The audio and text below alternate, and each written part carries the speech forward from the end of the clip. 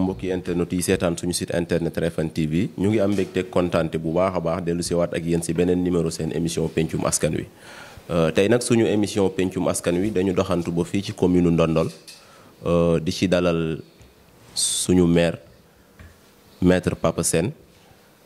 fas yéene waxtaane lépp loo xamante ni soxal na doxalinu commune Ndondol bu loolu passé monsieur le maire ñu ngi lay dalal ci suñu émission pencum askan wi. waaw donc jërëjëf Adama donc maa ngi leen di dalal ci commune Ndondol di wax sax di dalalaat Refane TV ci commune Ndondol ci turu population yëpp ak ci turu conseil municipal li tax ma ne ma dalalaat leen mooy umplewu leen ne Refane TV ñëw nañu fii ci suñu débat d'orientation budgétaire bi nga xam ne waxtaan la bu nga xam ne que ni dañ koy def at bu jot avant ñuy voter budget bi un mois avant pour waxtaane li nga xam ne moom la ñu war a sumb ci at mi. kon tey bu ñu ñëwaatee fii ñuy def benn émission boo xam ne ni dañuy war a toog xayma dañ ciy am mbégte bu baax vraiment di leen encourager ci turu waa Ndondol yëpp di waxoon naa ko fi Refane TV c'est le Bawol donc c'est pas une télé numérique de Refane mais c'est une télé numérique pour tout le Sénégal et en particulier donc tout le Bawol donc ñu ngi leen di dalal bu baax a baax di am mbégte aussi vraiment recevoir at leen fii ci Ndondol à votre disposition. waaw jërëjëf monsieur le maire xanaa di fàttali rek ne monsieur le maire Papa Sène di maire commune de Ndondol nekk itam avocat à la cour nekk président du comité sénégalais des droits de l'homme nekk it membre ci conseil du don et de la transplantation. voilà monsieur le maire xanaa balaa ñuy xuusandi ci waxtaan wi rek ñu lay jaajëfal bu baax a baax ci nangu bi nga nangu ñu ñëw dalal la pour waxtaanee lépp lu nga xamante ni moo soxal commune Ndondol. voilà balaa ñuy bu ñu commencé ci wàllu doxalinu commune Ndondol ku ne xam na ne commune dafa am ay compétences yoo xamante ni moom lañ leen transférel nga xamante ni moom am na sañ-sañu liggéey si ñu bëggoon commencé ci domaine santé ginnaaw bi ngeen foloo maire depuis 2014 ba léegi ñu bëggoon xam yan jéego ngeen def ci wàllu santé. waaw jërëjëf d'abord damay wax pour suñu mbokku internet yi ñuy seetaan ñu def tuuti benn genèse parce que acte 3 de la décentralisation bi dafa am lu mu indi te Ndondol bokk ci parce que Ndondol depuis 78 mu ngi nekk communauté rurale parce que avec la loi de 72 bi nga xamee ne que moom moo érigé woon moom moo defoon le deuxième acte de la décentralisation érigé ay communauté rurale en collectivité territoriale Ndondol en 2013 dafa ñëw nekk li nga xam ne que moom mooy commune via l'acte 3 de la décentralisation yàlla it dogal ma nekk le premier maire de la commune donc kon dañu jóge ci communauté rurale ñëw ci commune mu am ay changements yoo xam ne que nii am na ci yu bari xëj na loolu duñ ci dugg di ci xuus mais am na daal ay points positifs vraiment yoo xam ne que nii gis nañ ko entre différence bi entre la communauté rurale et la commune donc mais domaine de transfert yi domaine de compétence transfert yi également dafa yokku parce que xam ngeen ne que vraiment bi ñu jógee ci communauté rurale ñëw ci commune am na lu bari xëj na amuñu woon sañ-sañ bi mais commune dafa ñu ko may mais ñun dañu am benn stratégie yaa ngi wax wàllu santé c'est bien boo nga commencer ci santé parce que santé bokk na ci suñuy priorité ñuy def priorité grille de priorisation du ñu tëb rek maire bu tëju rek ci bureau am wax ne santé mooy suñu priorité ci quinquennat bi wala lii ak lee parce que dañu am domaine de compétence yu bari mais dañuy xool après un diagnostic boobu nag ni ñu ko defee mooy bi ma ñëwee man à la tête de la commune en 2014 dama installé ce qu'on appelle ay comité villageois de réflexion. Premier débat d'orientation bi ñu def dañu def ay forats communautaires au niveau de chaque village bi ñu paree forats communautaires yooyu remonté ñu les informations le diagnostic bi ñu def sur tous les plans boole nag ak ñun bi ñuy wut Ndondol amoon nañ un programme boo xamee ne que nii dañu defoon l'ensemble des 16 villages l'ensemble des hameaux pour avoir une vue globale des difficultés des défis à relever loolu bi ñu ñëwee def recoupement yi ak li ñu jëlee ci forats communautaires yi boole kook li ñu am ci premier débat d'orientation bi ñu def en 2015 loolu daf ñu joxoon ne wàllu wér-gi-yaram sooxe woon na Ndondol lool te nit ñi ñu ngi ci doon xaar ay coppite wàllu ndox également nekkoon na jafe-jafe boo xam ne ni fekk nañ ko fi donte l'hydraulique n'était pas un domaine de compétence transféré mais les ouvrages hydrauliques communautaires moo ko doon def te nit ñi doon xaar commune mais loolu terewuloon également yeneen domaine de compétence transféré yi muy éducation muy li nga xam ne mooy extension ci wàllu courant ci wàllu jeunesse ak sport ci wàllu social ci wàllu foncier ak yeneen ouvrage divers ouvrages yi dañ ñu ci doon xaar mais daal ci gàttal suñu priorité looloon ci wàllu santé bi ñu ñëwee bi ñu defee diagnostic bi ñaari poste de santé lañ fi fekk le poste de santé de Ndondol et le poste de santé de Aguiaye mais ak un niveau de plateau boo xam ne que nii sur le plan infrastructurel vraiment amoon na lu des benn Aguiaye par exemple bi ñu ñëwee fi ñu njëkk a def suñu investissement Aguiaye la maternité du poste de santé de Yaay clôturé wuñ ko woon ñun ñoo génn ci budget bi premier investissement clôturé ñëpp a ko doon jooy d'ailleurs dafa demoon ba paralyser le fonctionnement du poste parce que nit ñi jigéen ñi nangootu ñoon dem foofu di fa mucc donc la clôture du poste de santé de Yaay mais bi ñu ci jógee également dañu réhabiliter le poste de santé de Yaay ba boo fa demee tey nga xam ne véritablement lu bare amu fa woon ñu def ko fa vraiment on a rendu neuf le poste de santé de Aguiaye mais également dañu xooloon ne que case de santé yi ay relais la ñu woon ci poste de santé yi bi ñu ñëwee en 2014 dañu fekk ne poste de santé de Mbel Xawul dafa nërmeel woon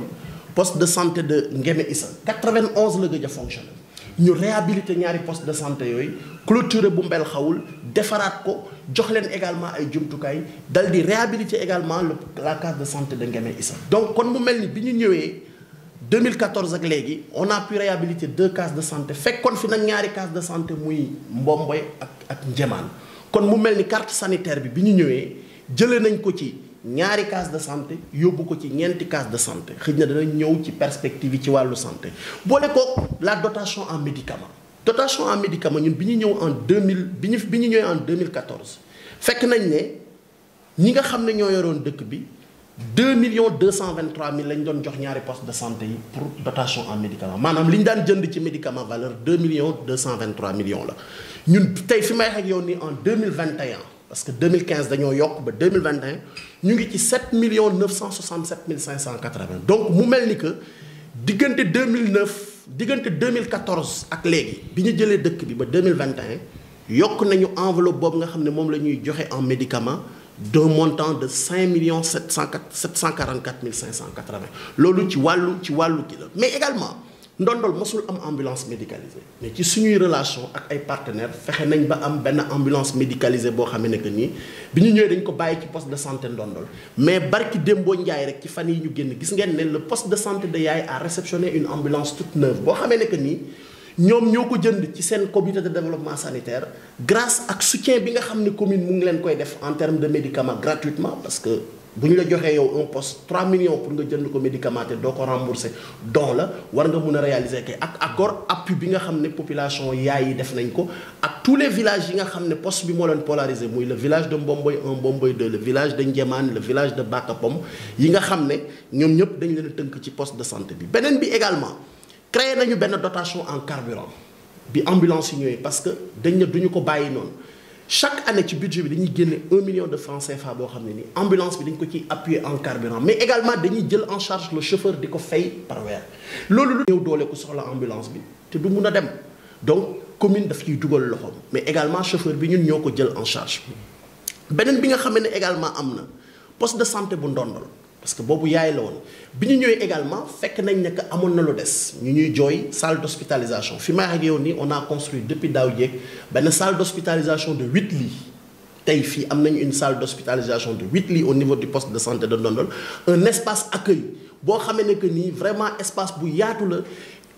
patients yi ñëw danañ mën seen accompagnant yi bu ñu ñëwoon du ñu am fu ñu nekk mais fu mu nekk ne dañ ko defar avec carrelage des bancs et tout buy taw sax mun nga fa nekk donc te loolu yëpp amu fi woon bi nga xamee ne que nii ñëwoon nañ ak aussi la sage-femme fi mu bureau dafa xatoon ba du ci mun a def ay consultation loolu également nekkoon doléance ñu def extension bi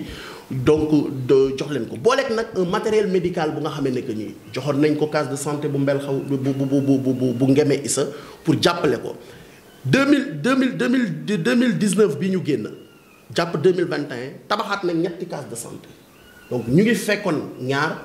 ñu réhabilité ñaar en 2021 fi ma ak yow tey on a 3 cases de santé yu ñu tabax à Ndiédiène à Bakapom et à Ndég tey ren ci budget ren bi ci la ñu war a def équipement bi ci fonds de concours bi déjà loolu yëpp yemb na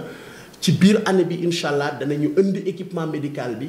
pour que case yooyu mën a fonctionner kon mu mel ni carte sanitaire bi en termes de case de santé sur les 16 villages benn village moo des mooy le village d'Awaxal Jàmm pour ñu def le maillage territorial en termes de case de santé fi may xam ne donc au total am nañu bi ñu ñëw 2014 ñaari poste de santé lañu fekk relevé nañ plateau yi ak des infrastructures bi ñu ñëw 2014 ñaari case de santé yu fonctionné lañu fi fekk aujourd'hui ñu ngi ci en dehors de ces cases là ñaari ñi réhabilité woon muy 4 ak 3 yi ñu ci yokk muy 7 léegi mu dese ñu la case de santé da Waxal Jàmm te dans le budget de 2021 def nañ ko ci donc pour bu ñu waxee perspective yi xëy na fi ñu jëm ci perspective yi en termes de perspective dans le domaine de la santé moom laa wax léegi ñetti cases yooyu dina fonctionner mais également la construction de la case de santé de Waxal Jàmm ci budget 2021 bi la réhabilitation de la case de santé de Mbomboy parce que Mbomboy case bi dafa demoon ba am jafe-jafe ñun bi ñu fa ñëwee ànd fa ak waa ak autorité médicale yi ak sous-préfet ñu nemmeeku ne case bi war na jógaat yàlla suñu borom dogal ay waxtaan tax case bi jóg tey ñu ngi nekk ci phase bu nga xam ne nag ci budget 2021 bi dañ ko war a réhabiliter également pour mun ko kii yaay aussi dans le budget de 2022 wax nañ ñu ko dafa fekk bi ñu koy wax budget bi ñu voté ko war nañ tabaxal li nga xam ne mooy sage-femme bi benn logement ba nga xam ni mën na faa nekk ak clôturer également case de santé bu Nguémé Issa loolu mooy perspective 2021 2022 ci wàllu santé li nga xam ne que ni moom lañ ci nam ma def. voilà mais daal pour wax ne daal santé am na fu ñu ko fekkoon mais am na fu ñu ko yóbbu en terme carte sanitaire mais également en terme de don de médicaments. waaw jërëjëf monsieur le maire ginnaaw bu ñu dégloo sa question bu baax a baax day mel ni depuis 2014 ba 2021 bi ñu nekk nii. ci wàllu santé def ngeen ci ay jéego waaye naam am na lu des parce que bu ñu xoolee structure de santé yi nga xamante nii ñoo nekk ci commune bi muy poste de santé ak yaay ak poste de santé bu ndondol ak li nga xamante nii mooy case de santé yi nekk ci village yi dañuy seetlu ne yenn saa yi dañuy am ay jafe-jafe est-ce que laajul tam yéen en tant que collectivité territoriale en tant que maire ngeen gën a renforcer jàppale bi ci wàllu fonds de dotation yi maanaam yokk enveloppe bi wala sax lu ci mel ni case de santé yi ngeen jël wàllu recrutement personnel bi parce que parfois da ngay gis case de santé boo xam ne matron ba fay nekk case bi day néew doole lool. suñu mébét mooy fa ñu jëm ëllëg mooy sur le plan technique ñu relever le niveau des postes de santé par exemple tey am nañu yéene suñu ay projection fexe ba poste de santé de yaay ak poste de santé de ndondol au moins ñu am matériel boo xamee ne que ni dañ ciy defal jigéen ñi par exemple ay comment dirais-je nu ñu koy waxee échographie loolu bokk na ci suñu ay projet également parce que au-delà des infrastructures il faut aussi relever le plateau technique mais balaa nga ne naam ne fa yow tey boo amul salle boo dugal ay malade su fekkee sage-femme bi bureau dafa xatoon ba mënu faa consulter ñu loolu yëpp ñu defar ko su fekkee médicament amul ñun ñu ñëw yokk enveloppe bi defe naa ne yooyu bu ñu ko weesoo tey ak infrastructure ñu teg en place dañuy dem nag maintenant vers yenn matériels yi nga xam ne xëy na war nañ ko mën a soxla au niveau du poste de santé parce que damay rappeler ne aussi am na matériel yoo xam ne boo ko fi indee du ñu la may nga utiliser ko parce que c'est le niveau d'un poste de santé mais appareil boo xamee ne que ni moom dañ ciy def maanaam échographie kooku moom bokk na ci suñuy perspective ci 2022 pour que ñu mën a doter les deux postes de santé li nga xamee ne que moom mooy ay appareil échographie ñaari poste de santé yi mais pour les cases vraiment il faut que la gestion communautaire gën a am doole ren par exemple non seulement enveloppe bii ñuy joxe garab yi danañu am benn marge boo xam ne benn montant boo xam ne ni exclusivement case de santé yi lañ koy jagleel sans compter comme li ma la wax case de santé Mbomboy nar nañ ko réhabiliter également parce que infrastructure aussi il faut ñi di ko toppatoo comme ni ñu def mbel xawul def ko fi nga xam ne mooy Nguémé Issa donc noonu lañ ko bëgg a def mais également amal leen benn ligne boo xam ne spéciale pour ñoom en termes de médicaments léegi nag la ca des mooy dañuy lancer un appel à la population ñu approprier wu li nga xam ne mooy case yi parce que suñ ko deful aussi loo fa dugal du mën a dem parce que c'est une gestion. voilà jërëjëf monsieur le maire leeral yi am na solo donc day mel ni am na ay jéego yoo xamante ni def ngeen ko ci wàllu santé waaye n'empêche population bi aussi ñu ngi leen di woo surtout ñi nga xamante ni ñoo nekk ci village yi ñuy fréquenter case de santé yooyu parce que fréquentation bi mooy tax case bi mën a am ndëgër laay. ñu ciy dugal seen loxo voilà ñu ciy dugal seen loxo bu baax a baax gestion communautaire. voilà léegi balaa ñuy jàll aussi ci wàllu santé bi dafa des ba léegi benn point boo xamante ni il fallait que mu aborder ko parce que nit ñi dañu koy laaj souvent. li ci mel ni ambulance su poste de santé ndondol tollu woon na fi ay jamono paanoon na paan boo xamante ni yàggoon na lool dem sax ba nit ñi naan est-ce que ambulance amati na ndondol donc loolu ñu bëggoon xam lan moo ko waral. waaw déet oto moom wax dëgg yàlla day paan weñ gu dul paan amul ambulance day daw day panne mais yàlla dogal na ba heure bu ambulance bi paanee ñu defar ko fi may xëyoon ni ambulance bi mu ngi dem ak a ñëw ambulance bi panne na fi moteur commune moom moo génne une enveloppe defar ko parce que oto buy daw di nga panne sàkkantumaa nag oto boo xam ne ni ay évacuation sanitaire nga def mais yàlla suñu borom suturaal nañu ba heure bu panne amee dañ koy defar donc mais dama bëgg a wax ni foofu d'ailleurs pour wan la ne la liggéey bi ñu ciy liggéey aussi c'est un travail salutaire bi ambulance bi ñëwee un bienfaiteur may ñu ko dañu mettre en place un comité de gestion le comité de gestion j'ai pris un arrêté municipal man maay président bi mais dañoo jël comité de gestion bi également boole ci les 2 infirmiers chefs de poste nga xam ne tout ce qui est technique ñoom ñoo koy gérer boole ci le représentant des chefs de village ak les 2 comités de développement sanitaire nga xam ne ñooy gérer wàllu financier ak yooyu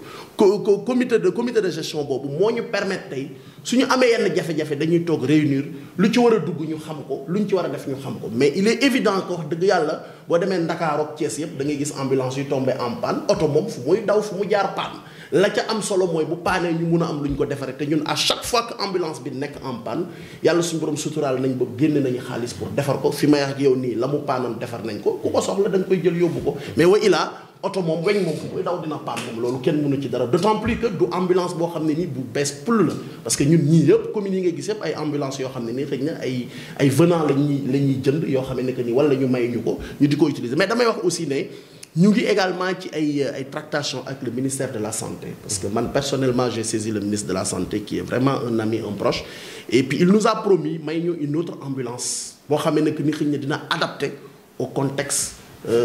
de Ndondol parce que bu leen umpale ne suñu yoon bi également bokk na ci facteurs yi nga xam ne xëy na risque panne yi dafay bari mais il est évident que aujourd'hui wax dëgg yàlla panne moom mënul ñàkk ci oto ma ci profiter aussi di saluer les étudiants de Saint-Louis l'amicale des étudiants de Saint-Louis parce que ci biir Covid bi ambulance bi amoon na panne bi ñu ko déggee fekk ñun ñu ngi débloqué xaalis pour defar ko dañoo ñëw xaalis bi nga xam ne joxoon nañ leen ko ci seen subvention annuelle étudiants yi jox leen ko moom lañ ñu retourner parce que jotuñu koo utiliser def ko participation loolu dama koy wax fu ma toll c'est une participation citoyenne qui nous a marqué parce que loolu la ñu soxla également ci askan wi nga ñëw réew joxoon nga ñëwaat delloo ko ci loo xam ne ni mën naa sauver askan mais ambulance bi fi mu ne nii mu ngi daw vraiment mu ngi def évacuation bu yaay également mu ngi def évacuation mais il est évident que oto buy daw di nga panne mais à chaque fois mu panne rek jël nañu matuwaay yi nga xam ne voilà jërëjëf leeral yi am na solo monsieur le maire xanaa balaa ñuy tardé rek dañuy rebondir ci wàllu éducation ñu gis ne éducation Ndondol am na ay jéego yu am solo yoo xamante nii mu ngi koy def ci département bi en termes de résultats muy au niveau du lycée muy au niveau de tous les écoles les écoles élémentaires yi fi nekk yépp ñuy def ay résultats yu am solo mais ñu gis ne ci seen wàllu taxawaay ak seen wàllu nekkin dafa des ñu bëggoon xam aussi wàllu éducation nga xam ne c'est une compétence transférée yan jéego ngeen ci def tam. waaw éducation aussi bu ñuy wax compétence transférée la nañuy préciser parce que jaadu na aussi ñuy préciser lan la ñu dénk commune parce que éducation c'est vague il y a l'enseignement préscolaire il y a l'enseignement moyen il y a l'enseignement secondaire il y a l'enseignement supérieur il y a l'enseignement professionnel mais bu ñu nee rek yéen lañ ko dénk lu ngeen ci def te leeraluñu loolu mën na indi lënt ñun commune loi de 2013 bi tënk acte 3 de la décentralisation daf ñu ne ci wàllu njàng ak njàngale ñaar laa leen dénk l'enseignement préscolaire ak l'enseignement primaire Ndondol benn école benn case des tout-petits la ñu am ak benn garderie d'enfants privée ci wàllu école primaire 12 écoles primaires maanaam fukki école primaire ak ñaar moo nekk ci suñu compétence mais bu dee le lycée le collège loolu wax dëgg yàlla conseil départemental la il faut ma préciser ko parce que dañoo yor budget boo xam ne nomenclature bi amuñu sañ-sañ def ci dara lu jëm ci lycée loolu conseil départemental moom moo ko yellool terewul nag ñu nag lycée ñu ngi nouer un partenariat parce que ren bi mbas mi taxawee ñuy joxe les kits sanitaires defe naa ne li ñu jox lycée ci kit sanitaire joxuñu ko benn école mais loolu c'était la période de la pandémie de la Covid-19 exceptionnellement te bu ñu ko defuloon jàpp naa ne lycée bi du jàng parce que conseil départemental lam ca waroon defu ko ca lañ fa yóbbu ñoom xam nañ ko bu baax loolu defe naa ne genre maanaam partenariat bu ñuy def ak ñoom la mais domaine de compétence yooyu la li ñu ci def boo xoolee carte scolaire u Ndondol 12 écoles yi juróomi école ñoo ci am clôture parce que clôture mooy premier problème mu école u Ndondol yi pour des questions de sécurité muy l'école Jean-Paul II qui est une école privée l'école de Ndondol 1 école El Hadj Gana Sène Ndondol 2 Nguy l'école de Ndiédiène ak l'école de Waxal Jàmm bi nga xam ne ñun ñoo ko créé loolu également ci suñu bilan la bokk dama koy wax la première lettre bi ma bind bi ma te bopp commune Ndondol mooy la construction de l'école de Waxal Jàmm parce que ñun bi ñu ñëwee à la tête de la commune def diagnostic bi sur le plan éducationnel gisoon nañ ne seul le village de Waxal Jàmm moo amuloon école primaire en termes de chef-lieu de village. ñu ne loolu il faut ñu mottali ko yàlla su borom dogal ba ñu bindee ñu am écho favorable am avis favorable ñu créer ñu école Waxal Jàmm ba tey jii école bi ren lay présenter ses premiers candidats à l'entrée en sixième defe naa ne loolu également il faut ñu wax ko te bi ñu ñuy construire l'école bi également c'est l'État qui l'a fait dañ ko construire clôturer ko donc ci wàllu clôture mu des juróom-ñaari école defe naa ne juróom-ñaari école yi des ci bopp commune bi yëpp te ñu mën leen lim muy Mbomboy muy Ngeme Issa muy Yaay muy Bakapom muy Njemaan muy Ndéeg yooyu yëpp tey amul clôture mu nekk loo xam ne que ni lu ñu soxal la mais comme li ma wax rek un mur de clôture ñun def nañ évaluation yi les ressources financières de la commune sont telles que dafa nekk ay défis yoo xam ne que ni toujours ñun dañ koy waxtaane ak yi d'ailleurs ñu ngi ci benn partenariat boo xam ne que nii recevoir nañ fi ay partenaires pour spécifiquement la question des écoles boole ci mbel xawul aussi la question de la clôture des écoles primaires de la commune defe naa ne loolu ci partenariat la ñu ko ñaan yàlla suñu borom jéem a defar en plus maintenant des fonds yi am mais bu weesoo loolu amoon nañ un programme de bloc sanitaire boo xam ne que ni bi ma ñëwee 2014 également ci diagnostic bi ñu defoon mooy école yu bari amuñu woon toilette par rapport à nos ressources ñu ne nañu xool chaque année nu ñuy defee au moins une école un bloc sanitaire ñu commencé ko Ndéeg bi ñu paree dem Bakapom bi ñu paree dem Mbomboy daaw ñu def ñu ne nañ def fast track ñu def 2 écoles muy Njemaan ak Yaay donc fi may wax ak yow nii tey on est à notre 5e bloc sanitaire au niveau de 5 écoles yoo xam ne ren jii aussi dans le cadre du budget 2 autres écoles danañ leen defal bloc sanitaire ça nous fera maintenant 7 blocs sanitaires ainsi de suite noonu la ñu koy defee pour mun a vraiment appuyer les écoles en termes de blocs sanitaires. Pour la dotation en fourniture scolaire en 2014 bi ñuy ñëw l'enveloppe sur le fonds de dotation bi nga xam ne état bi da koy joxe li ñu fekkoon communauté rurale di joxe 2 105 000 la maanaam ñoom loolu lañ doon dugal ci fourniture scolaire ñun bi ñu ñëwee. ñu di ko yokk ba jusqu'en 2021 fi may wax ak yow nii tey on va mettre 8 500 000 TTC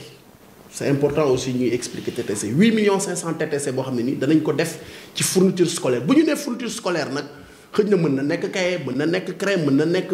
papier blanche mën na nekk matériel didactique parce que damay rappeler ni suñu première année en 2015 bi ñu ñëwee on avait doté toutes les écoles de matériel didactique parce que dañuy def expression de besoin laaj directeur d'école yi ñu wax ñu li ñu soxla ay lu mel ni équerre lu mel ni compas c'est-à-dire école yëpp dañu leen doté woon dañu dem sax ba ñoom ñoo ne ñun ñu def ko 2 ans 2015 2016 directeur d'école yi ne ñu on a assez maintenant de matériel didactique changer leen de forme donc noonu la ñuy liggéey approche boobu te incha allah ci loolu nga xam ne moom la ñuy def. ci voilà monsieur le maire bu ñu taxawee ci wàllu dotation en fourniture scolaire yooyu dañu seetlu ne 2020 bi école bi mu ubbee ñu bëri dañ doon fustiger ñu ne monsieur le maire dafa débloqué une enveloppe de 6 millions TTC pour fourniture. non 8 millions 500 pour fourniture te dañu gis ne ay craie ak rame de papier rek la ñu gis au niveau des. waaw loolu neex naa expliquer xam nga 2020 c'était la pandémie ñun dañu def suñu budget 2020 prévoir 8 millions 500 TTC te wax nañ ne depuis ba ñu commencé ba léegi ren lañ ko mës a gis mois de mars la pandémie bi éclaté donc ñu ñëw au mois de juin juillet ñu ne na école yi reprendre mais avec un protocole sanitaire bi ñu defee loolu ne na école yi reprendre mais ñun tout naturellement amatuñu woon rentrée de fonds gare routière bi dañ ko tëj marché bi dañ ko tëj pratiquement école yi tëj nañu li ñu doon jox ci état civil duñu ko jox donc il y avait plus de rentrée de fonds propres dans la commune de Ndondol li ñu état bi joxoon ñu budgété ji ci 8 millions 500 mais le président de la République a pris une ordonnance pour dire à toutes les communes mën ngeen def lu ñuy wax virement de crédit réorientation des crédits pour mun a jël en charge la demande par rapport à la Covid-19 et ci la ñu xool su fekkee dañoo am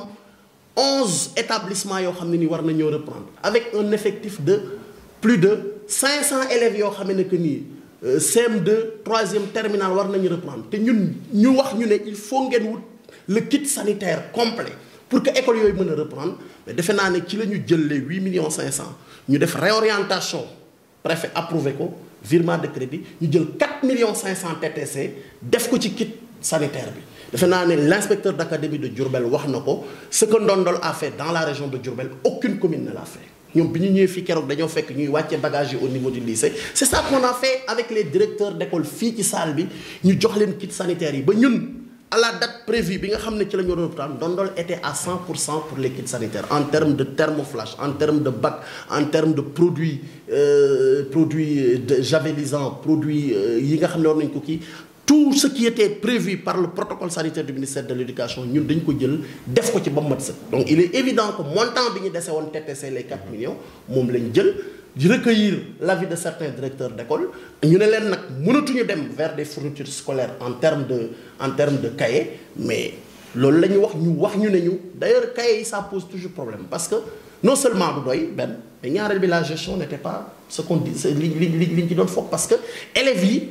da doon indil sax problème directeur d'école yi parce que souvent du doy les gens pensaient que les directeurs d'école dañuy bloquer cahier alors que cahier mënul doy ci commune Ndondol parce que ñun am nañ effectif complet bi xam nañ ko donc loolu yëpp taxoon ba nga xamee ne que ni bi ñu ñëwee les 4 millions TTC moom lañ jënd ko craie blanche yokk la quantité mais jënd ko également rame de papier yi nga xam ne tous les directeurs d'école nous disaient que c'est une demande boo xamee ne que nii war nañ ko d'ailleurs même bu dolloon Covid bi également naroon nañu wàññi la dotation en cahier renforcer la dotation en rame de papier et c'est comme ça qu'on a fonctionné parce que la Covid il fallait s'adapter donc loolu moo waral ñu jóge ci 4 millions de 8 millions 500 dem ci 4 millions TTC pour mun a jël en charge ces questions-là parce qu'il fallait concilier la prise en charge de la Covid mais également continuer joxe li nga xam ne moom lañ doon joxe. voilà jërëjëf monsieur le maire dafa nekkoon question boo xam ne tam mënul woon ñàkk parce que bu ñu nee une dotation de 8 millions ñu gis ne ay craie rek la ñu gis ak ay rame de papier day xaw a jaaxal nit ñi. c'est ça parce que 2020 rek la am. voilà mu ñëwaat mais bu weesoo 2020. yi ñu fi def yëpp les directeurs d'école peuvent en témoigner on a donné les fournitures scolaires comme il se doit mais 2020 est une année exceptionnelle parce que c'est la Covid. Il y a même des communes yoo xam ne ni joxe wuñu sax seen dotation scolaire cette année. damay ñëwaat ba léegi rek ci wàllu jafe-jafe yi nga xam ne école yi dañ koy am fu ci mel ni école Mbomboy dañu gis ne dafa nekk école boo xam ne c'est une école d'excellence. ba pare di rencontrer ay difficultés yoo xamante ni difficultés yu tar la lu si mel ni mur de clôture bi. mais bu loolu passé dañuy rencontrer problème effectif. parce que boo xoolee village yu Mbomboy 1 ak Mbomboy 2 yëpp école Mbomboy 2 la ñuy fréquenter. est-ce que laajul tam village Mbomboy pour que village Mbomboy 1 mën a am une autre école.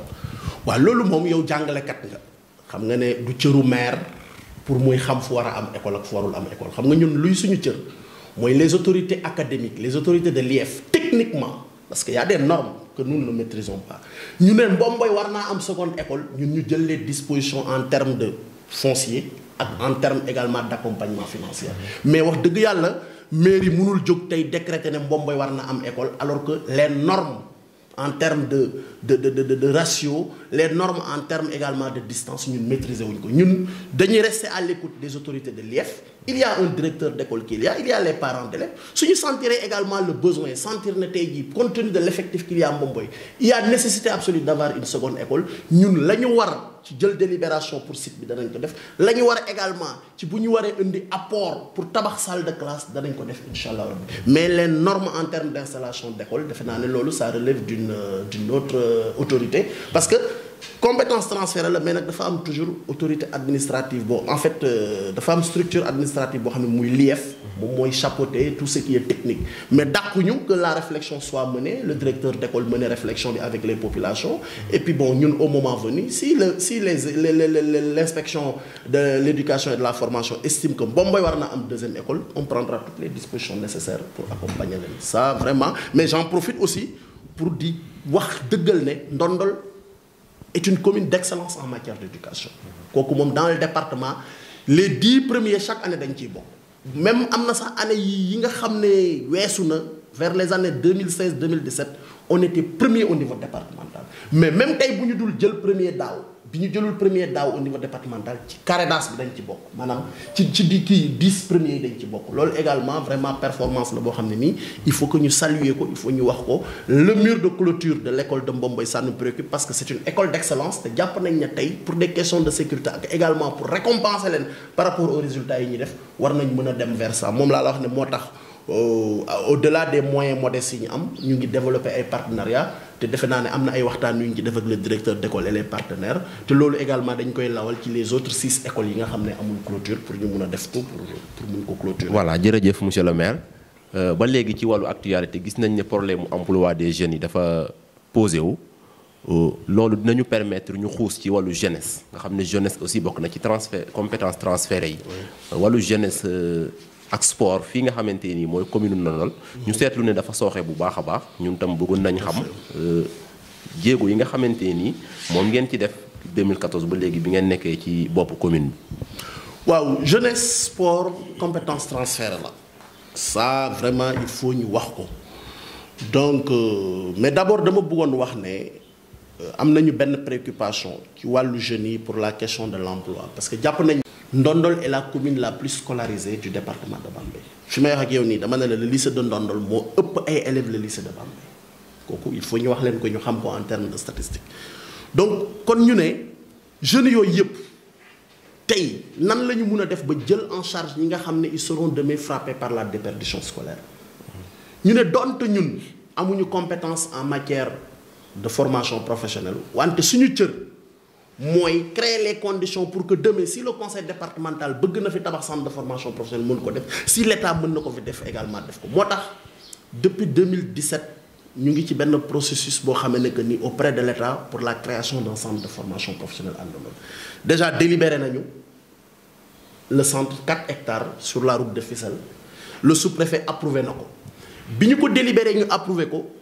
le ministère de la formation professionnelle yónnee na fi ay inspecteurs pour une étude de faisabilité les inspecteurs étaient venus de Thiès étude de faisabilité bi def nañ ko déposé nañ rapport bi auprès du ministre de la formation professionnelle bi ñu ci jógee le ministre de la formation professionnelle validé na document bi ba laaj ñu délibération bi ak arrêté d'approbation bi loolu yëpp jébbal nañ ko ministère donc le processus est en train de suivre son cours ñun ñu ngi koy suivre kon jàpp nañ ne tey Ndondol nécessité la mu am centre de formation professionnelle pour faire face à la question de l'emploi parce que boo nee emploi d'abord da nga naan formation au préalable pour que xale yi nga xam ne seen njàng du egg ñu mun a am nekk Ndondol ñu former leen sur le plan professionnel mais également ñu mun a am après insertion donc looloo tax tey ñu nekk ci processus de création d'un centre de formation professionnelle et nous avons notre dossier au niveau du ministère de la formation professionnelle avec la délibération l'arrêté d'approbation et tout mu ngi ci ministère de la formation ñu ngi koy suivre maintenant ci wàllu jeunesse bi maanaam réalisation yi nga xam ne def nañ ko dañuy liggéey ak mouvement navétane il faut aussi ñu wax leen ne que bi ñu ñëwee en 2014 la subvention bi nga xam ne communauté rurale doon na ko jox mouvement navétane c'était 1 million maintenant avec des pratiques yoo xam ne ni xëj na jeunes yi waxoon nañ ñu ko duma ci dugg parce que dañ leen daan budgétiser 1 million mais daaw ñu jot 1 million il y avait toujours des problèmes ça le président de l'ADECAV actuel qui était président de la zone su ngeen ko demee laaj mën na leen a wax li nga xam ne moo ci doon xew ay jafe-jafe ñun bi ñu ñëwee ñu teg fële jafe-jafe yooyu mais yemuñu ci dañuy yokk enveloppe bi cette année en 2021 la jeunesse navétane va recevoir une somme de 2 millions TTC donc dañuy jóge ci 1 million dem ci 2 millions parce que daaw jéeg ñu ngi ko defoon à 1 million 500 navétane amul ren dañ ko yokk à 2 millions TTC donc loolu yëpp pour wan solos mouvement navétane ci Ndondol ak gëdd bi nga xam ne war nañ ko jox sans compter les belles finales yi nga xam ne organiser nañ ko fi parce que ñun bi ñuy ñëw commune Ndondol contrairement ak ce que certains politiciens verrent disent navétane amatuloon ñun ñoo indiwaat navétane fii benn at la ñu toog ci sama règne à la tête de la commune nawetaan amul te loolu c'est la zone qui avait décidé de faire un break pour régler les problèmes de violence mais bu dul loolu depuis 2014 bi ñu fi toogee ba 2021 à part année boobu ak année mbas mi 2020 les navétanes se sont toujours déroulés te toujours dañu leen daan jox seen subvention complètement ba ren on est à 2 millions beneen bi mooy infrastructure sportive Ndondol ba Ndondol sosoo commune ba léegi communauté rurale ba léegi communauté rurale la les jeunes mosuñu am terrain de football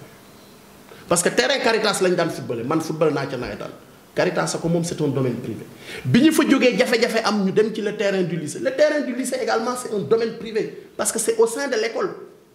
maintenant ñun ñu ne loolu il faut ñu jël ci ay matuwaay en 2017 on a pris une délibération boo xamee ne que nii am nañu pour la construction d'un stade ñu approuvé ko ñu amoon benn fonds boo xamee ne que ni PNDL moom moo ñu ko alloué ren jii fonds boobu disponible na fi may wax ak yow nii dépouillé nañu fii dans ce bureau là avec l'ARD de Diourbel les soumissions l'entrepreneur a été choisi le contrat de réalisation des travaux signé nañu ko et tout waa cadastre ñëw nañu fi def nañu plan topographique bi incha allahu rabbi ci mois d'avril bi wala début mois de mai on va démarrer les travaux de construction du stade municipal sur 2 volets la clôture du mur du stade mais également l'aménagement de l'aire de jeu avec une grille de protection kooku moom ren. voilà jërëjëf monsieur le maire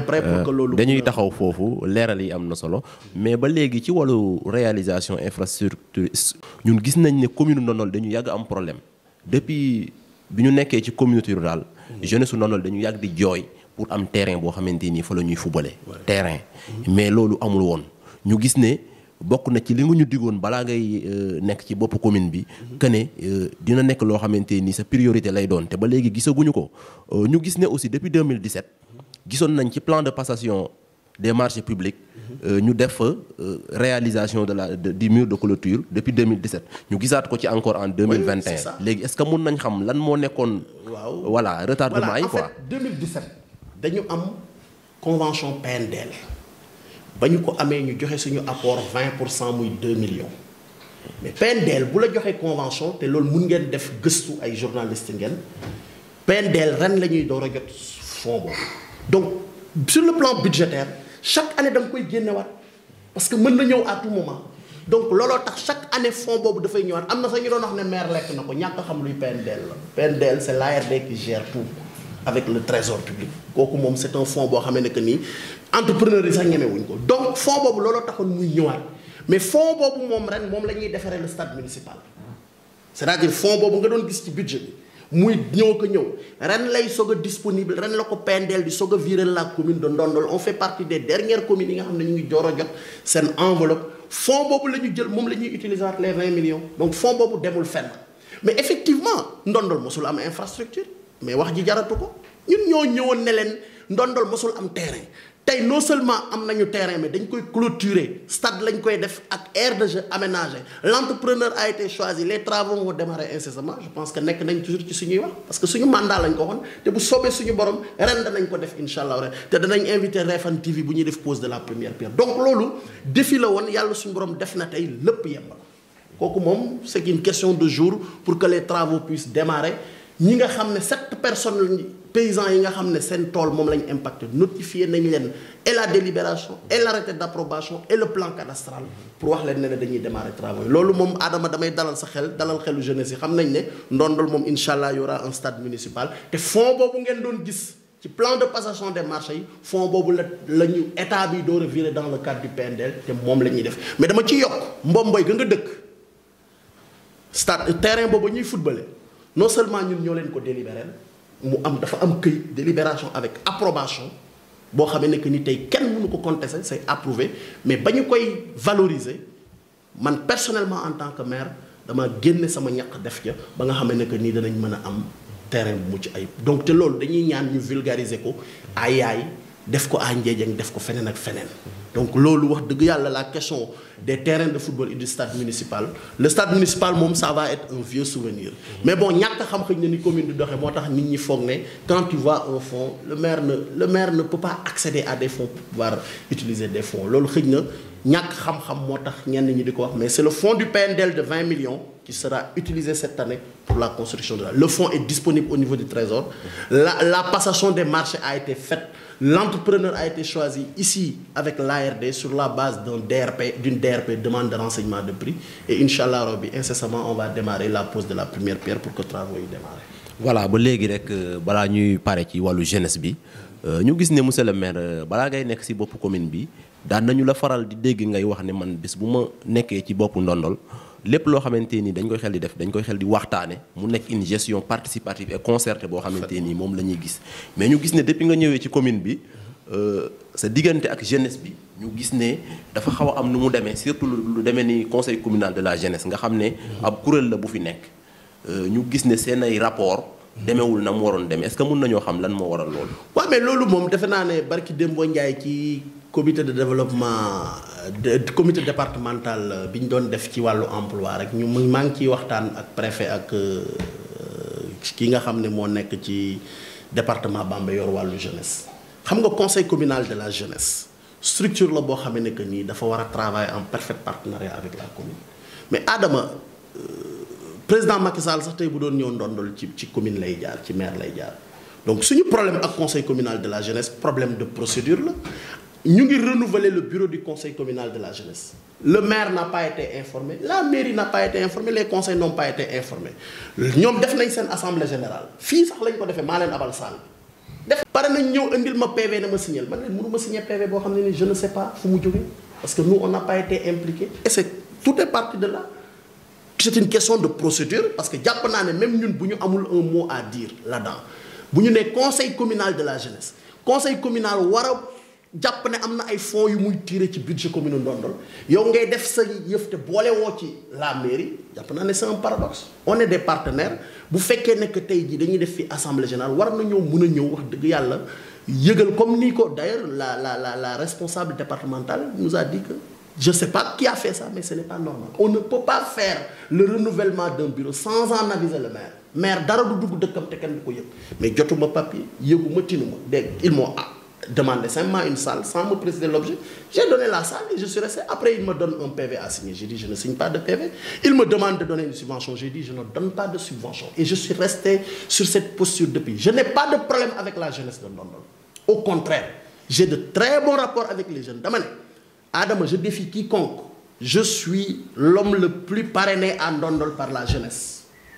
Fille parrainage, que ce soit les amicales d'élèves des villages. Chaque année, parfois ça m'a dit la jeunesse locale, fille Bakapom, c'est une veille culturelle. Fou, jeunes, tout récemment, nous m'avons pour parrainer pour défendre invité d'honneur ben veille culturelle en matière de lutte. Donc, man commune bi fu nek dem na fa ñu parrainer ma jeunesse bi parrainer. J'ai de très bons rapports avec les jeunes. Mais maintenant, le conseil communal de la jeunesse actuel bi ñu ko constitué, ça ne reflète pas les 16 villages de la commune. Té bo démé ci bureau bi di nga ko xam. 16 villages la ñu am. Dans le bureau de ce conseil communal de la jeunesse, tu ne verras pas les 16 villages parce que tout simplement l'information qui devait être distillée,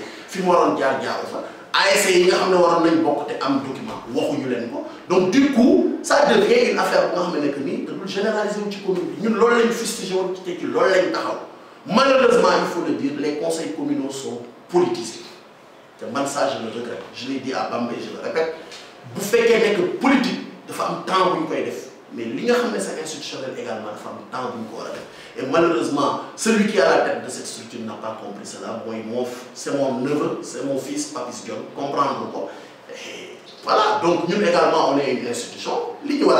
parce qu'on a une commission jeunesse au niveau de la commune.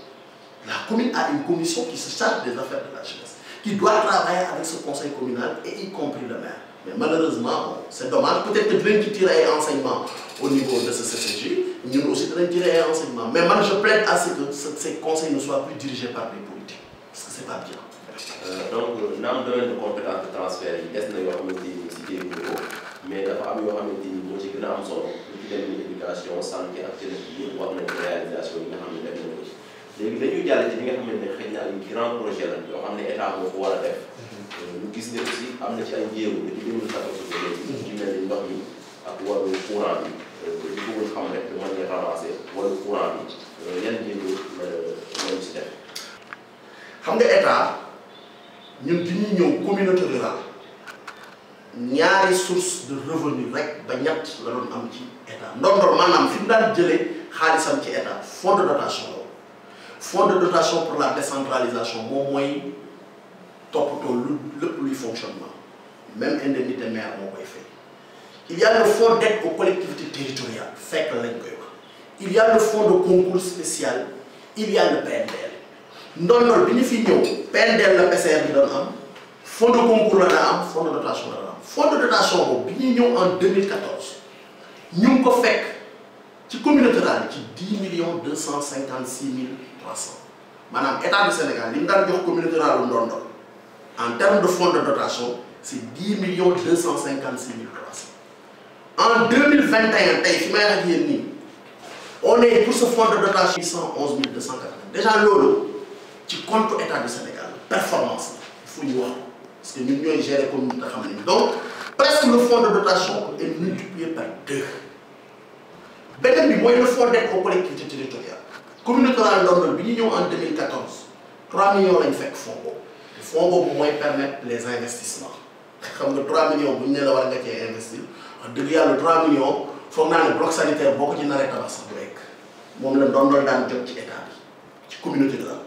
En 2021, ce fonds d'aide aux collectivités locales, qui font vraiment, il faut y voir pour l'air. Maintenant, état dafa amoon ay programme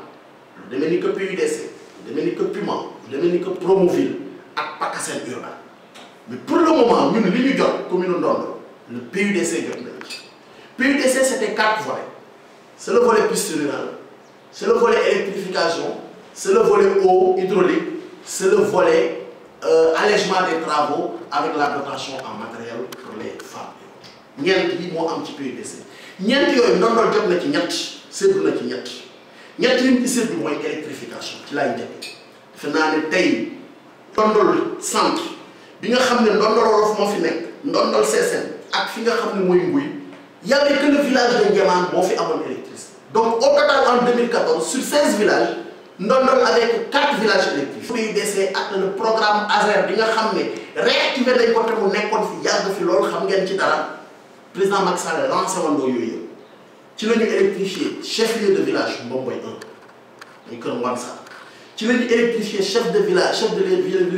Mbomboy 2 muy Refane bi nga dëkk Mbomboy Refane defe naa ne ba 2014 yooyu amuñu courant c'est à partir de 2014 2015 2016 ci la yooyu am courant ñu électrifié ci le chef de village de Nguémé Issa yooyu moo nekkoon le programme ASER ak le chef-lieu de village de Ndéki kon mu mel ni ci ASER programme ASER ñeenti village yokku nañ ci en 2014 à partir de 2014 jusqu'à nos jours. ñu sélectionné ñeenti village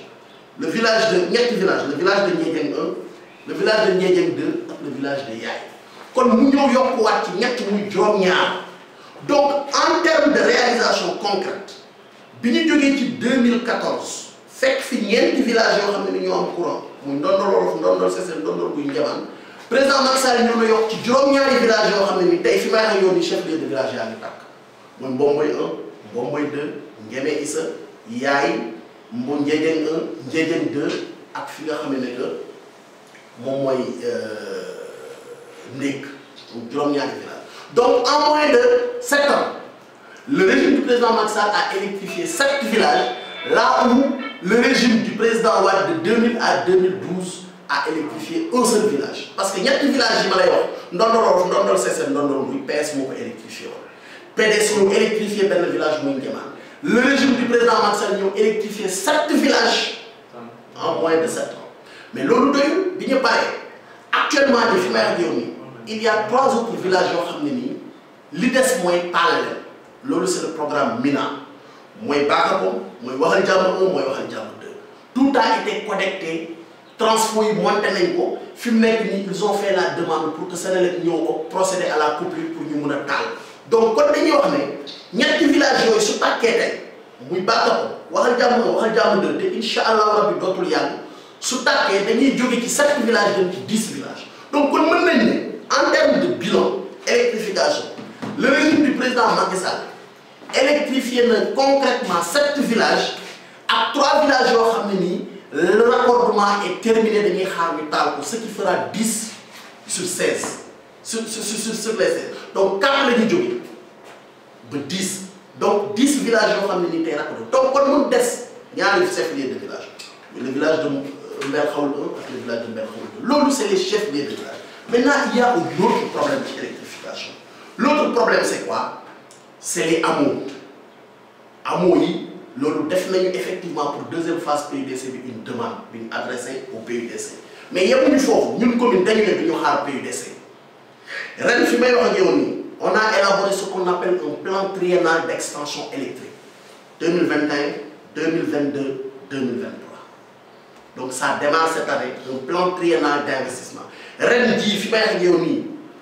les hameaux de Mbomboy 1 du village de Mbomboy 1 ak Kër Waly bi bokk Mbomboy 2 yëpp incha allah rabi danañ leen électrifier cette année non seulement l'argent est disponible au trésor il reste que la procédure de passation des marchés publics donc lii Kër Thiesene Kër Ngom Ndiaye Kër Ndiak Kër Malick Faye Kër Sombène Kër Bakar ak Kër ak li nga xam ne moom mooy Kër Waly incha allah dañ koy électrifier ba mat sëkk mercredi prochain ci lañ war a def l'ouverture des prix pour choisir l'entrepreneur fii ak waa ARD Inch'Allah à 11h. Mais également, ci même projet bon, on doit électrifier le château d'eau de Ndiédiène. Parce que dañu am ci wàllu ndox bi dafay duggaat ci ndox bi loolu commune moo koy def il faut que je sois clair parce que dañuy accompagner également des secteurs gis nañ ne Ndondol le château d'eau dafa surchargé la demande est très forte maintenant il faut réfléchir réflexion bi mooy tey waxtaan nañu ak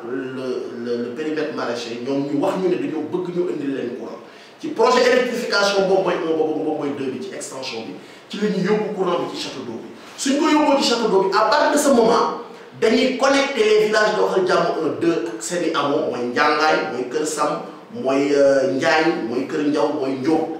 ba pare aussi connecter Ndiédiène 1 Ndiédiène 2 ak Ngogop 1 Ngogop 2 ci château d'eau boobu nga xam ne à partir de ce moment dañuy déconnecter tous ces hameaux de Ndondol quantité d'eau yooyu ñuy capitaliser moom la ñuy redistribuer waat à Mbomboy à Yaay et à Ndondol yi nga xam ne ñoom ñoo nekk donc loolu également stratégie la mais parallèlement aussi suñu yóbbu courant ci château d'eau bi danañu jaaraale également Ngarndien benn amoo bu nekk ci Ndiédiène électrifié ko ci projet bi la bokk mais également danañu dem ba daara ji fi nga xam ne Cheikh Ndigal Sène moo fa sanc daara électrifié ko Cheikh Ndigal Sène li tax ñu koy yóbbu foofu également parce que kilifa bu ràññeeku la ci dëkk bi sanc fi daara boo xam ne day liggéey bu am solo mais dañuy permettre pour que ci plan triennal 2021 2022 2023 ñu mën a yóbbu courant bi Ngogop parce que daara ji mu ngi ci diggante Ngogop ak Ndiédiène parce que dañu am projet également ci plan triennal bi Ngogop ak Ngogop de jot ci courant bi mais plan triennal bi également dañu am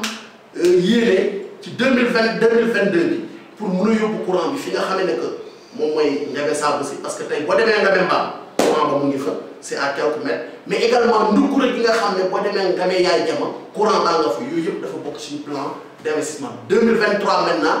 bu Waxal Jàmm tàkkee ñu mun a xool nan lañ koy yóbboo Njaañ nan lañ koy yóbboo Kër Julde ainsi de suite mais également nan lañ koy yóbboo fi nga xamee ne que courant baa nga pompe bi bu tàkkee Kër Birame Ngaari ak Sobé. yëpp ci plan triennal bi lañ ko def muy 2021 ren la ñuy démarrer avec tous les hameaux du village de Mbomboy 1 et Mbomboy 2 le château d'eau de Ndiédiène le hameau de Ngarndien ak daara ji 2022 ñu jëlaat beneen lot 2023 ñu jëlaat beneen lot suñu paree léegi évaluer plan bi mën a defaat beneen plan triennal boo xam ne que nii dañ koy ci donc pour ci wàllu courant li état bi def ak ñun li nga xam ne mën nañ ko ñëw indi yokk ko ci moo tax moo wax la ne la état bi Sénégal def na lu rëy ci wàllu électrification PUDC ñun également ñu ngi ñëw di compléter loolu beneen bi mooy hydraulique château d'eau bii ngay gis bi ñuy ñëw 2000 bi Macky Sall di ñëw président Macky Sall di ñëw 2012 ñaari château d'eau moo am commune Ndondol mooy le château d'eau de Mbel Xawul ak l'ancien château d'eau de Ndiémane bi nga xam ne ñun dañuy fàttaliku ba ko président Abdou Diouf di inauguré mooy château d'eau Ndiémane bu mag bi nekk Seera bi président Macky Sall ñëwee 2012 en 2014 2013 ñu am château d'eau bii Ndondol kon muy château d'eau bu Diokou PUDC ñëw defaat beneen château d'eau bu bees à Ndiémane donc kon ci wàllu PUDC il y a 2 nouveaux châteaux d'eau qui ont été construits par le président de la République moo permettre Ndondol am pour la première fois dans son histoire un château d'eau parce que ay bassin lañ daan am mais château d'eau ñu ngi koy soog a am avec le régime du président Macky Sall à Ndondol Ndiémane également ñu def fa château d'eau bu bees dans le cadre du PUDC mais Ndiédiène aussi may wax ne que am nañ château d'eau d'une capacité comme bu Ndondol bi te loolu c'est grâce à un partenariat bu commune bi mené Caritas ba ñu mun a réhabiliter le périmètre maraîcher de Ndiédiène xale yi nekkoon Ndakaaru dëkk Ndiédiène ak Waxal Jàmm yëpp ñëwaat nañ di béy ci tool yi parce qu'on a réhabilité ce périmètre maraîcher bi nga xam ne que ni tey am na un château d'eau moom laa lay wax ne la suñu ci 2021 bi suñu programme mooy électrifier château d'eau boobu pour que château d'eau boobu mun a permettre aw village environnant muy Waxal Jàmm de Ndiédiène 1 Ndiédiène 2 ak seeni amoo ñu connecté leen ci pour déconnecter leen Ndondol pour que puissance Ndondol mun a yokku donc loolu ci wàllu hydraulique sans compter nag li commune bi def fe naa ne tey jii fi ñu yóbbu ndox ci Ndondol bu ma ko doon lim mënuñu koo lim boo demee Ndiémane Mbelem Tiitine Minongokuli ñoo leen defal adduction d'eau ak Kër Malick Sarr soo demee Ndéeg def nañ fa ñaari amoo ren adduction d'eau boo demee dans le Ngame Bourding Kër Sëñ Mor Ndiaye ñun ñoo fa yóbbu ndox Kër Julde yóbbu nañ fa réseau Ndondol bi Kër Maar yóbbu nañ fa réseau Ndondol bi Réfane googu nga dëkk ren jii la ñu eggalee liggéey bi nga xam ne waroon na faa am bon du ma ñëwaat ci péripéties yi fi nga xamee ne que également moom mooy Mbomboy Kër Ngon Sarr ak tous les autres hameaux de Mbomboy 1 ñoom ñëpp tey connecté nañ leen ci li nga xam ne bi ñu ñëwee Samgadaan dañu amoon problème mu ndox defar nañ ko Ngassanguy dañu amoon problème mu ndox defar nañ ko également yooyu yëpp ren jii également war nañu ci dans le cadre du budget d'ailleurs le marché a été lancé l'entrepreneur normalement war na démarrer travaux yi incessamment parce que lépp yemb na war nañu def extension boo xamee ne que ni day jógee ci tuyau central Ndondol bi dem jàmm gën dem ba Ngooce mais également war nañ changer les tuyaux yi nga xam ne ñoo nekk ci Ngogop pour mun leen parce que ñoom également dañu am problème mu tuyau Ngogop également cette année dañ def le changement des tuyaux pour que ndox mi mën a doy foofu en attendant ñu raccorder donc vraiment ci wàllu hydraulique également le président Macky Sall def na fi ñaari château d'eau yu bees suñu partenariat ak Caritas permettre ñu am beneen château d'eau donc bi ñuy ñëw ñaari château d'eau lañ fekkoon benn bu màgget ak benn bu bees bu mbel xawul tey ñu ngi ci ñetti château d'eau benn bu ndondol ak bii nga xam ne grâce au partenariat avec Caritas moo nekk Ndiédiène donc on est à 5 perspectives yi également j'ai écrit à l'OFOR pour que entre Mbomboy ak Ngémé Issa ñu defal ñu fa benn château d'eau loolu moo ñuy permettre tey ñu am une maîtrise totale de l'eau en Ndondol tant que amuñu un château d'eau entre Mbomboy et Ngémé Issa pour que ñu mun a déconnecter tout Mbomboy et déconnecter ba pare aussi raccorder Ngémé Issa duñu autonome moo tax bind nañ OFOR ñu ngi am yaakaar et may wax également que pas plus tard que avant-hier réceptionné nañ un grand groupe électrogène de la part de l'État un groupe neuf marque Dutch de 30 kVA monté nañ ko kon léegi na waa Ndondol jàpp ne bu courant coupé tee dootuñu am problème mu ndox parce que groupe bi dañ koy taal loolu amuloon également suñuy démarche tax na ba état bi may ñu ko ci wàllu courant bi aussi ba nga foofu lay daane la umpalewu leen ne nawet bu jotoon dañuy am problème en Ndondol defe naa ne waa Réfane aussi jot nañ ci parce que y a un programme de l'État boo xam ne pour changer les poteaux haute tension léegi boo jógee Ndondol ba ndàngal ma poteau haute tension yëpp c'est en ciment alors que avant 2014 man bi may ñëw suñu première année poteau yëpp da doon daanu nawet tey boo longé ndàngal ma ba Ndondol poteau en bois la poteau en ciment la loolu également c'est le président Macky Sall c'est l'État qui l'a fait le renouvellement mais en plus Ndondol dañu amoon problème mu maanaam transformateur bi fi nekkoon dafa amoon problème mu capacité bi ñu bindee également autorités yi def droit à ça tey boo demee à la gare routière di nga gis ne y a un poste bu mag boo xam ne ni installé nañ ko fa à telle enseigne que tey bu dul coupure courant la puissance électrique est normale à Ndondol donc yooyu yëpp également c'est l'État qui l'a fait pour nous accompagner dans le cadre donc gi beneen volet bi mooy volet accompagnement allègement des travaux ci PUDC jot nañu juróomi machine yoo xam ne nii pour jox ko jigéen ñi jox nañu benn Mbomboy jox nañu benn Ngémé Issa jox nañu benn Bakapom jox nañu benn yaay Ngokunu plus précisément jox nañu benn Ndiédiène donc loolu dañ ko jox jigéen ñi pour que ñu ciy def ay transformation de produits di ci wolof yooyu yëpp donc loolu également donc benn volet rek la Ndondol absent ci PUDC bi mooy le volet piste boobu moom Ndondol amu ci mais sur les 4 volets benn volet boobu am. jërëjëf monsieur le maire balaa ci wàllu beneen poñ bi ba léegi dañuy leeral rek ci wàllu ndox mi naam am na ay jéego yu am solo yoo xamante ni état du Sénégal def na ko fi ak commune bi mais ba léegi dafa des. parce que gis nañu ne Ndondol sax dafa am ay poches yoo xam ne ba léegi dañuy am ay problème ñu gis village bu mel ni Mbomboy seen problème mu ndox ba léegi dafa tar. ñu gis village bu mel ni ak Yaay dañu am problème mu ndox fu mel ni Waxal Jam dañu am problème mu ndox est-ce que tamit laajul yow en tant que autorité. nga xamante ne nii di nga gën a mën a def le plaidoyer pour que ñu mën a am ay forage yoo xamante ne nii dina mën a sax saafarawaale problème mu emploi des jeunes parce que bu fekkee am nañ un forage au niveau de chaque village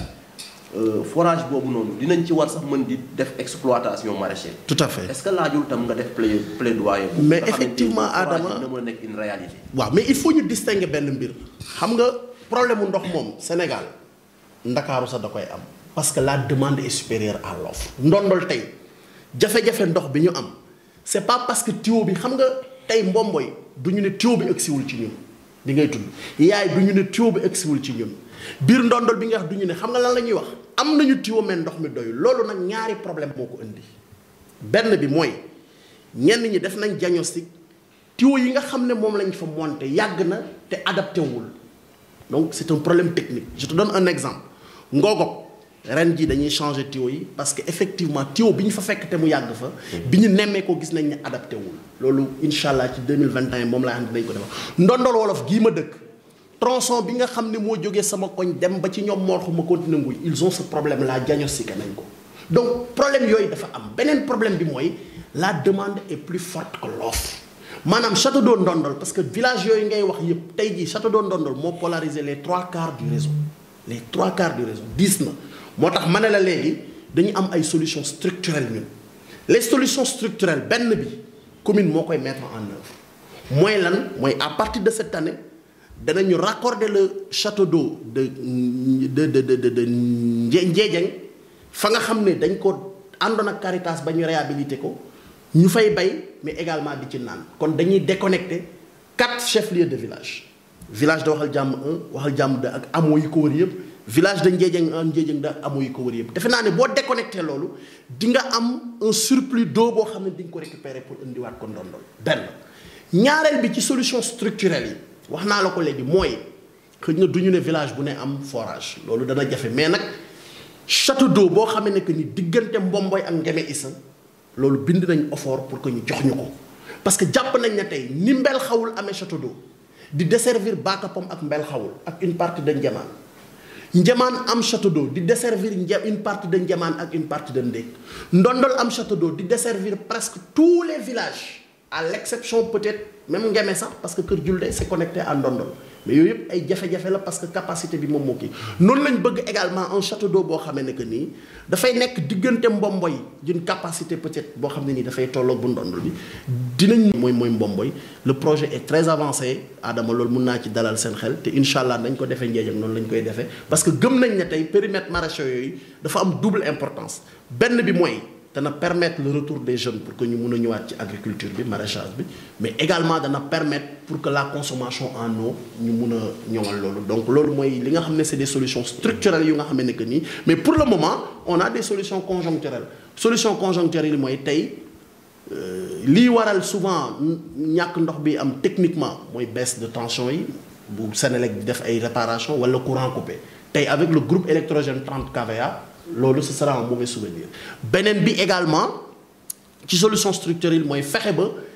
tuyaux yi nga xam ne yàgg na ancien tuyaux yi ci jamonoy Caritas sama jamonoy papa ba léegi comme lu mel ni Ngogob comme lu mel ni Waxal Jàmm c'est le problème qu'ils ont également yooyu yëpp am nañ un programme pour changer ces tuyaux là renouveler ko mais dañ jàpp ne loolu c'est des solutions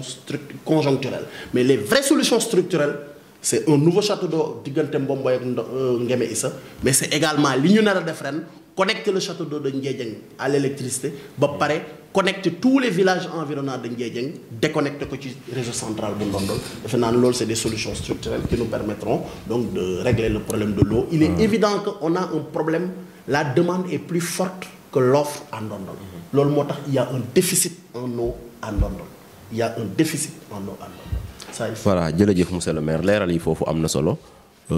xanaa balaa ñuy jeexal rek dañuy wax aussi ci wàllu tronçon Ndangalma Ndondol Fissel mu nekk loo xamante ne nii c'est une vieille doléance su may fàttaleku depuis 2013 2012 mosoon naa toog ak ex PCR bi ñu ne am nañ financement tolluwaatoon nañ fi ay jamono ñu ne am nañ financement mais am nañ financement mais ba léegi daal gisaguñu bitumage yu tronçon boobu ñu mënoon xam aussi yan jéego lañ ci mën a def parce que dafa nekk tronçon boo xamante ni aussi dina participer aussi ci wàllu désenclavement wu Ndondol ak aussi ci wàllu relance activité économique ci Ndondol est-ce que tam nekkul loo xamante ni c'est une doléance boo xam ne tey askanu Ndondol yépp ñoo war a jóg taxaw xeex ko pour ñu mën ko am mais Adama loolu d'accord naa ci xam nga lu baax te li nga wax dëgg la le tronçon Ndangalma Ndondol Fissel c'est une route intérieure capitale loolu directeur général de l'AGEROUTE moo ma ko wax dans son bureau nee na ma c'est une route capitale c'est-à-dire Sénégal bariwul boog yoon yu mel noonu ay route intérieure yu mel noonu parce que dafay relier la RN3 ak la RN1 donc c'est capital te dafay relier également deux pôles économiques ci Sénégal mooy Mbour ak Touba parce que boo wàccee ni Touba la ñuy wax ñun donc c'est important mais historiquement parlant la question de la route du tey damay def rek bref rappel historique gis mu jógee Ndondol jóge Ndangalma jaar Ndondol dem ba Fissel waa parti socialiste ñoo ko fi def c'est du temps de mon père loolu aussi il faut ñu rappeler ko la nouvelle génération bi nga xam ne dañ naan suñu tali ñu xam ne historiquement parlant Ndondol ci suuf lañ daan jaar bu ñu daan dem man en 87 en 89 bi may jànge Bambey aw ma woon ay charrette lañ daan jël di jaar ci yoon bi donc la route Ndangalma Ndondol Fissel historiquement parlant latérite la woon latérite boobu PS moo ko def ñuy xeex di xeex ne dañoo bëgg tali effectivement Cheikh Dione jaar na fi Antoul Abdou Sène jaar na fi Antoul ñun ñëw nañu dans un premier temps ñu am effectivement une promesse ferme dans le cadre d'un programme qui s'appelle Probase malaisiens yi doon ko piloté ñun ñu bokk ci les études techniques étaient faites ñëw nañ fi mais malheureusement projet boobu Antoul parce que après il y a un arbitrage parce que état c'est très complexe il y a eu un arbitrage boo xam ne budgétaire communes yu bari dañ leen génne y compris la commune de Ndondol parce que projet Probase bi 432 milliards la woon Ndondol ci la bokkoon mais loolu taxul ñun ñu toog c'est vrai que gis nañ benn mouvement bu fi juddu on salue ay doomu Ndondol ay doomu Fissel ay doomu Ndangal mu jóg ne dañuy xeex pour Ndondol am tali loolu ñun dañ koy saluer peut-être bu ñuy déplorer façon bi ñu koy mëne la ñuy déplorer parce que dama jàpp ne tey diggante Ndondol Ndangal ma ñu war ko tali ba Fissel ku ko bëgg a politiquer da ngay juum parce que bu doon lu mën a nekk duma ko fi fekk bu doon lu gaaw duma ko fi fekk mais ñun dañu am yéene sama passation de service dama wax fii nekk yoon diggante Ndangal ma Ndondol Fissel dama bëgg président Macky Sall inauguré te incha allah Adama dama lay wax fii ne la loolu ci la ñu nekk ba léegi te am nañ ci yaakaar bu wér xëj na dinañu toogaat ak yéen ay jamono boo xamee ne que nii bés bu ñu toogee di wax li ñuy wax di ngeen gis ne yoon bi ñu ngi koy def parce que tey ñu ngi ci benn projet avec la commune de Ndangalma ak FERA le fonds d'entretien routier le FERA a promis cette année dans le cadre de son budget de bitumer l'axe Ndondol Ndangalma pour le moment te loolu ñu ngi ciy liggéey man ak le ministre Mor Ngom te incha allahu rabbi bu jotee danañ ci toog def ci point de presse te bés bu ñu lancé le marché également danañ leen ko jox yéen ñi nga xam ne yéenay joxe xibaar yi ngeen xam ne ce marché a été lancé. pour FERA damay rappeler ne pour ñi ko xamul ci département Bambey moom moo defar diggante Gaat ak Seew fonds d'entretien routier mooy defar actuellement nii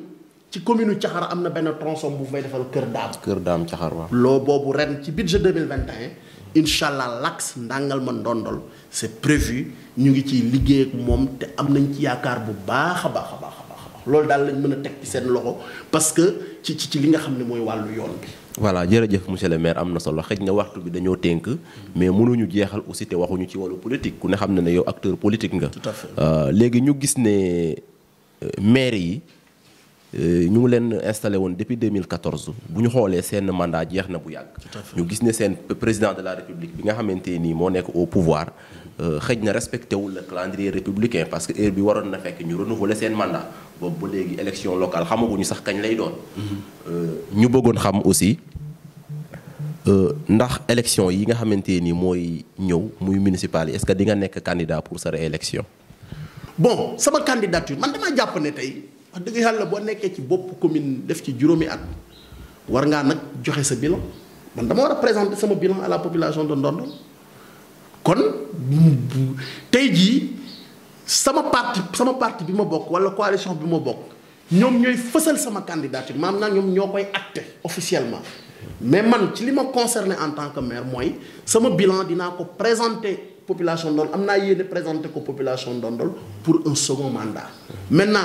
ñaari benn bi c'est mon parti politique ou bien ma coalition la coalition Benno Bokk Yaakaar wala l'Alliance pour la République ñoom ñoo koy acté beneen bi nag kooku askanu Ndondol ñooy évaluer le bilan que j'ai fait pour dire si oui ou non je suis recevable encore mais daal jàpp naa ne maire bu liggéey sa premier mandat wax dëgg yàlla war nga dem nag présenter sa bilan parce que nag ñun duñu daw suñuy responsabilité dañuy demaat jàkkaarloowaat ak askan wi parce que am nañu lu ñu teg seen loxo lu wër a wër ba pare am na perspective yu leer yu ñu leen di yóbbu parce que ñun bi ñuy ñëw ci bopp commune Ndondol ñëwuñu nii dañuy ñëw ak un programme te programme boobu mu ngi ñu téye ci suñu loxo ba léegi te bilan bi ñuy def nii xëj na temps bi mayewu ko mais waroon nañ ko gën a mën a xóotal ci bien des aspects defe naa ne tey soo duggee commune Ndondol dans tous les villages électrifiés néew na li ngay gis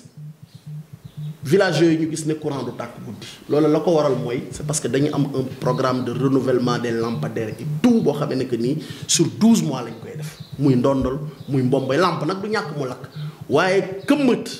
un village sans électricité mu am fa fii ba Ngame fii ba Ndéeg fépp ci commune bi laa la wax de parce que on a une équipe de veille sur ça une équipe technique boo xam ne moom mooy veille 12 mois sur 12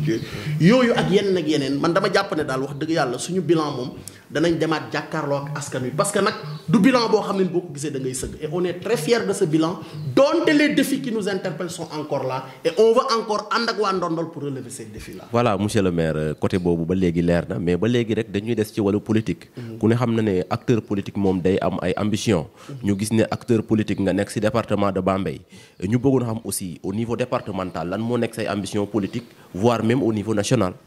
waaw man pour le moment j'adhère à un parti qui s'appelle l'Alliance pour la République awma ambition créer parti politique awma ambition génn ci Alliance pour la République parce que ba fi ma wax yow nii li nga xam ne sama leader teg na ko di président Macky Sall gëm naa ko dale ko ci programme yoonu yokkute PUDC ba ci PAP 2A lépp dama ko gëm donc kon amuma benn ambition génn ci sama parti di def leneen donc je vais ci sama biir parti ci laay nekk di ci yëngatu pour soutenir la politique du président Macky Sall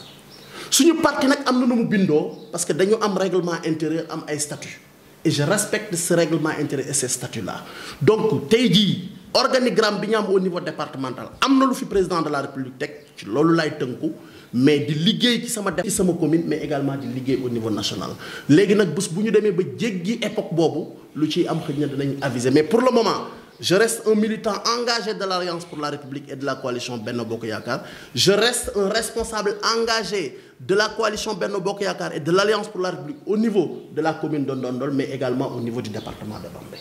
kooku moom laa nekk ba léegi te dama ko gëm ba may gis leneen loo xam ne ni danaa jàkkaarloowaat ak presse bi ne leen lii ak lii xew na fi mais je reste un militant et un responsable engagé pour la cause de mon parti et pour la cause de ma coalition aussi bien au niveau local qu'au niveau départemental.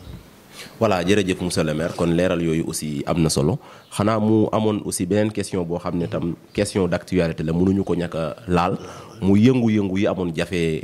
temps yi passé mu nekkoon ay yëngu-yëngu yoo xam ne yu tar la woon bu ay bakkan rott ci ñu gis ne yow da nga jiite benn kuréel bu ñuy wax comité sénégalais des droits de l'homme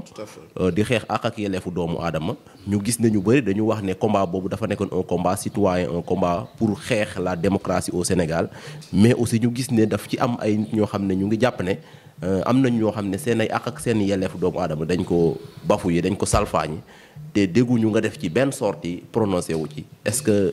jàpp nga ne loolu tam jaadu na. waaw loolu de xanaa ñu koy def mooy gars yi politique xam nga Sénégal moom politique da ko yàq le combat pour la démocratie ak le respect de l'état de droit kooku moom defe naa ne du tey lañ ko commencé man je suis avocat de formation ba may xeex ak yelleefu doomu aadama dugguma ci politique je me suis battu dans des dossiers yoo xam ne nii c'est des causes nobles donc bu ñu demee tey ba président de la République dénk ma ab kuréel loola maa ngi ko ciy continuer def d'abord dañuy comme ni ma koy waxee rek plateau bu ma dem communiqué bi ñu def yépp dañuy jaale di massawu li fi am parce que man damay wax ne démocratie état de droit àndul ak violence kenn mënul ne démocrate nga wala da ngay xeex démocratie di ko def ci violence bu boobaa sa démocrate des na doo démocrate parce que la démocratie ne se construit pas dans la violence man loolu laa gëm mais damay wax rek ne ñun liñ ci war a def ñu ngi ko ciy def en tant que comité sénégalais des droits de l'homme génne nañu ay communiqué suñu waree bind xëy na nag du ñu ONG xam nga dañuy juum souvent du ñu comparer ak Amnesty ak ay LSD ñun institution état lañ loi moo ñu tënk la loi de 97 su ma waree wax ak yow dafa am loi nu mu wax ne moom lay wax ak la ñu war a wax ak président de la république la ñu war a bind ministre de l'intérieur la ñu war a bind jox ko yeneen autorités ñu ngi koy def au quotidien et dans cette affaire là lépp loo xam ne ni am na ci rek ñu ngi koy suivre de près ci ni nga xam ne moom la ñu loi bi ñu tënk may ñu koy def mais il est évident que aujourd'hui mënuma def ni mon ami Seydi Gassama lui c'est une ONG qui peut se permettre de tout faire de tout dire man du ma def loolu y a une ligne à ne pas franchir moo tax ñun suñu position mooy respectons les droits des partis muy Adji Sarr muy Sonko kenn ku ne da nga am lu la yoon may Sonko est présumé innocent kenn warul taxaw ne moo def mais Adji Sarr également elle a des droits à la réparation kenn warul wax ne amul sañ-sañu dem mais également beneen aspect bi mooy nañu poursuivre cette affaire jusqu'au bout dans la plus grande impartialité indépendance te loolu magistrat yi la interpellé man jàpp naa ne tey magistrat Sénégal kenn ku nekk yaa war a jël say responsabilité ñu ngi yuuxu indépendance de la justice mais nañ jël say responsabilité nañ ku nekk jël say responsabilité dans cette affaire nga interpeller sa propre conscience ñun loolu mooy suñu position ci li nga xam ne mooy affaire bi mais aussi di ŋàññi la violence parce que jàpp nañu la violence ne règle pas les problèmes et on ne peut pas se targuer d'être démocrate en utilisant la violence état de droit de violence moom moo koy régler nañu respecter les règles du jeu donc ñun loolu mooy suñu position depuis le départ jusqu'à maintenant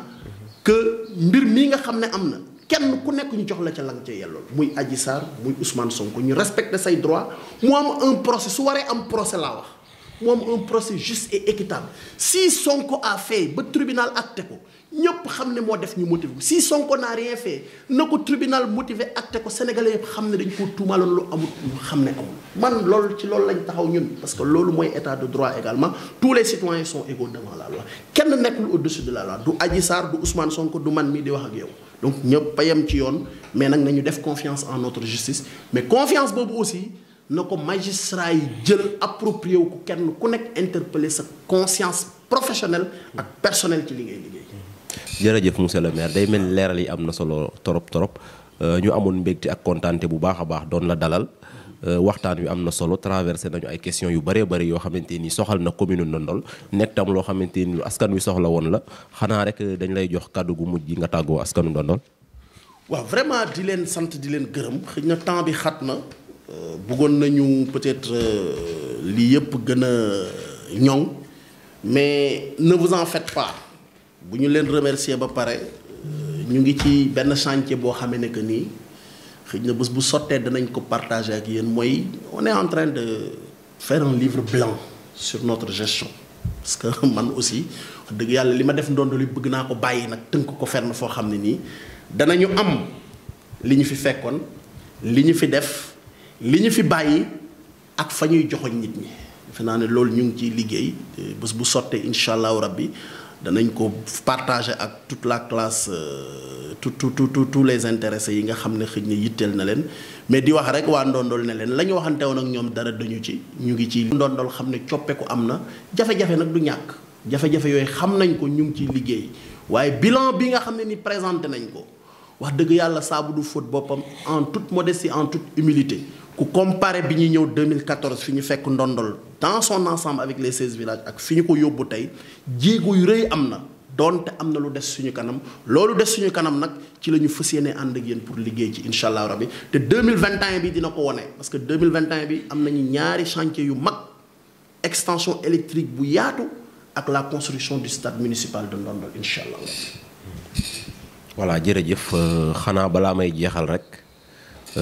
ma remercier bu baax a baax sama caméraman bi nga xam ne mooy Thianar Diouf bi ma àndal remercier sama technicien remercier également équipe Refane TV yëpp